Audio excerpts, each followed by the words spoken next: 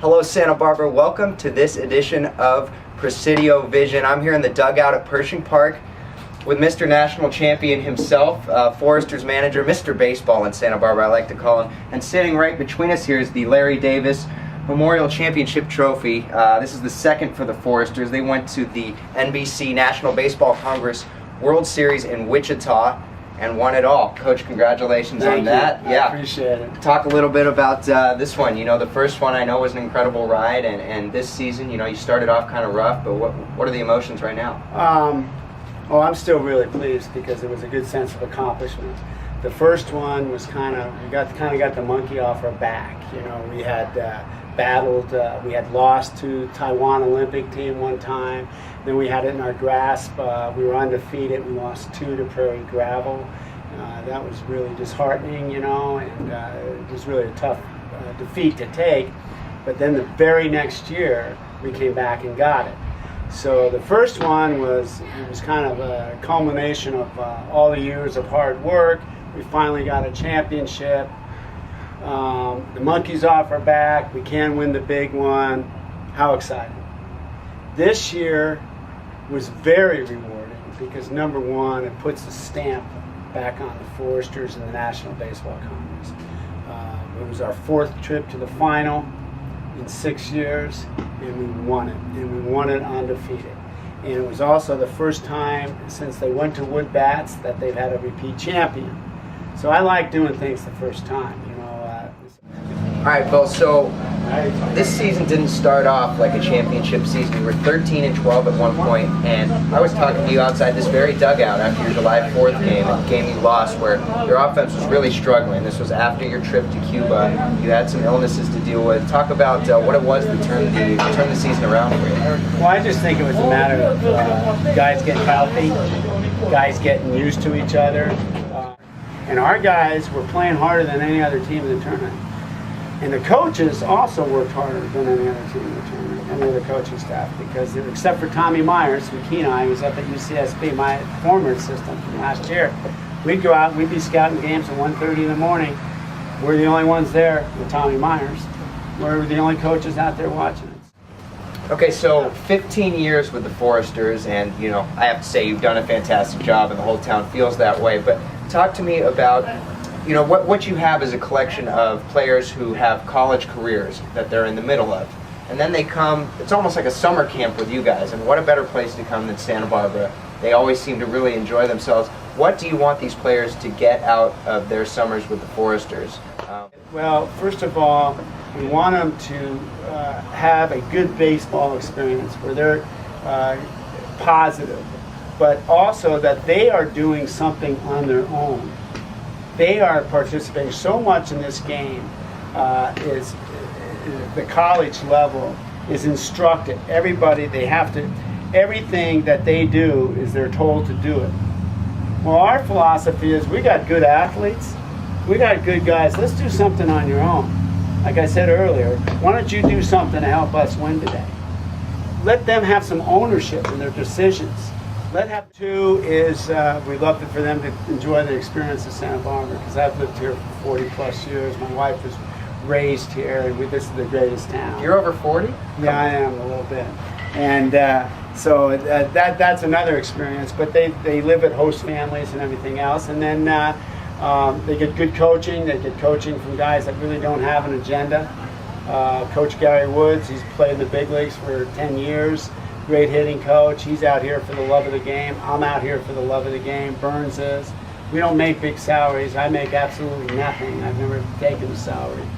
Also, we want to expose them to some things that is important off the field, which is the Hugs for Cubs, which separates us from every team in the nation. Tell the people a little bit about Hugs for Cubs, briefly where it sort of came out of and what kind of things the organization does. Well, the Hugs for Cubs started basically my son, Bill Pintard, was suffering from a rare form of spinal cancer. And it started the first year that he had it. He was one of the youngest members of the Foresters. So all the players on the team, they all wore T-shirts of Foresters on the front and number 19 on the back. And they put his initials on the back of his hat. And that was in 1994. 1995, I took over. I was helping Bob Townsend as a pitching coach then, and I took over. And I remember I was taking Eric, who was battling this cancer, to the rehab center because he was trying to get out of the wheelchair. He was trying to walk again. And I said, Eric, you know, a lot of the guys, they want to put your initials back in the back of the hat. And he says, the heck with that. He said, I'm doing great. You know, I don't need my initials on the hat. He says, you know what? We need some other kid that has cancer in Santa Barbara. We need his initials in the back of the hat.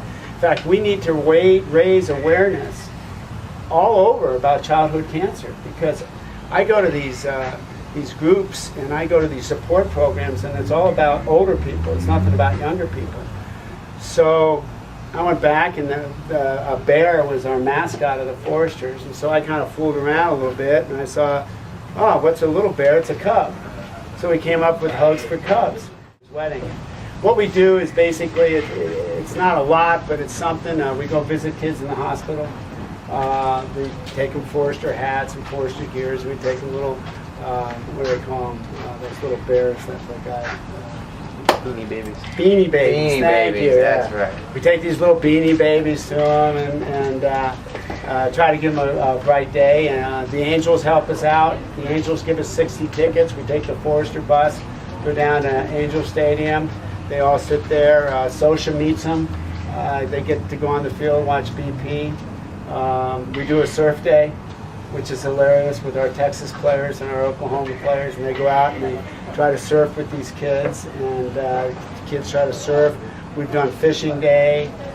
We do bowling at Zotos, where our players and our teams come, and the families of the cancer survivors come.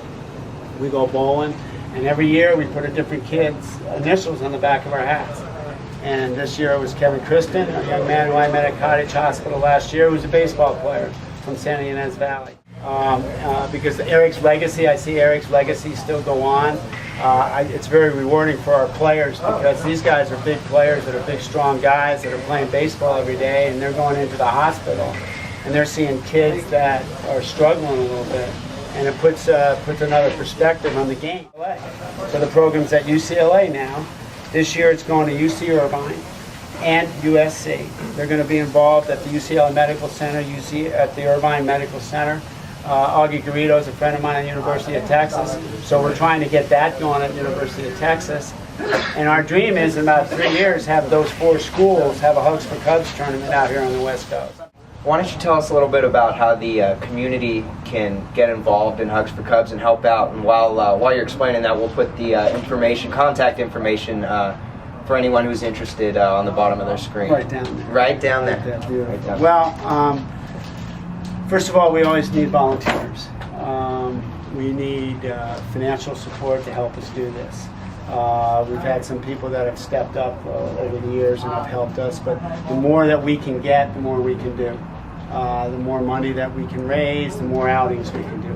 Because our players love doing these outings. It's nothing to them. In fact, it's going to make them better people too. Not only does it help the kids in the hospital, it makes our players better people.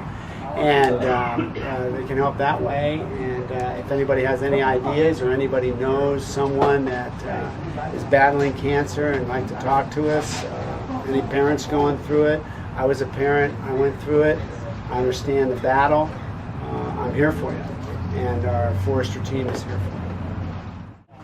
All right, well, it's been a real pleasure sitting in the dugout here at Pershing Park with you, with this trophy right in the middle of us. Congratulations, and maybe a year from now we'll be doing the same interview again, huh? Yeah, I'm all for that. This was fun this year, and boy, what a beautiful setting here. Teddy Walker's done quite a job here at the Vaqueros down here. This is beautiful. In fact, we'd like to play our games down here if we could ever get it together. But I will take you up on that, Blake. I will meet you down here same time next year, and hopefully we have another one of these. All right, I'll pencil you in. Okay, thank you very much. All right, thanks.